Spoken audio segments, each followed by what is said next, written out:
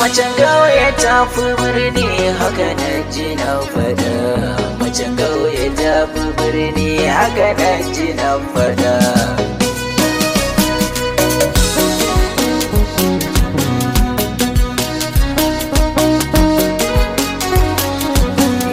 Idan maganar zallar kyau ne dole a sanya macen kauye.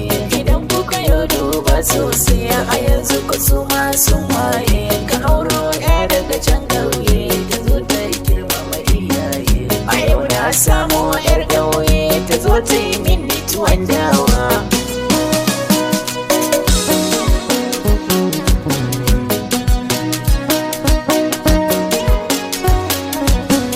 Ka duba shigar su idan sun yi shiga ce ta su ta al'ada.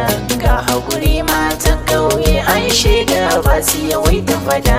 Idai na samu yar kauye kyakkyawa ko da babu da ta yi fice a cikin kauyen har ma da na birni ne na fado.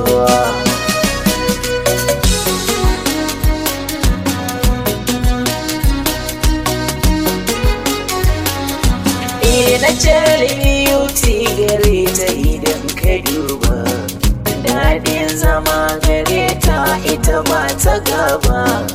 Haka ne yasa nake son na sanar da baba aje akan batun aure ni da kyakkyawa.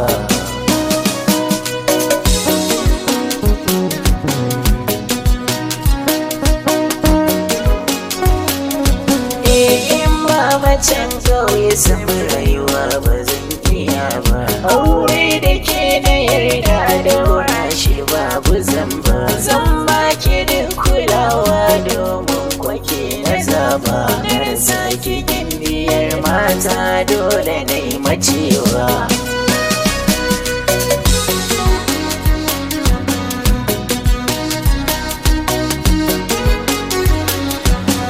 Zan zo gidan kwaɗai tare saboda kauna. Noma mu je da yayyan kimiyo a gona.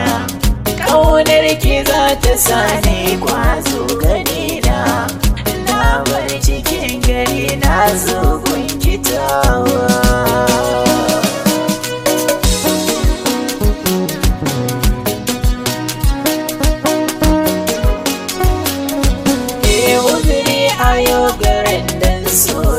Sanya labar cikin gari zan yi so biyayya.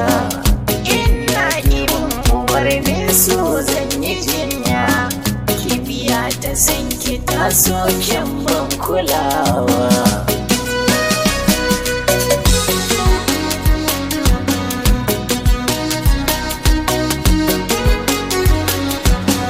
Macen kauye a wajen yake lola za ta kurarra ce. Duk wanda ya aure macen kauye na ce a faɗa masa ya dace. Macen birni ka bi mata yanzu da sauri za ka ji ka zauce. Ka ba da kuɗi sai mun kaya da waya kuma ba sa godewa.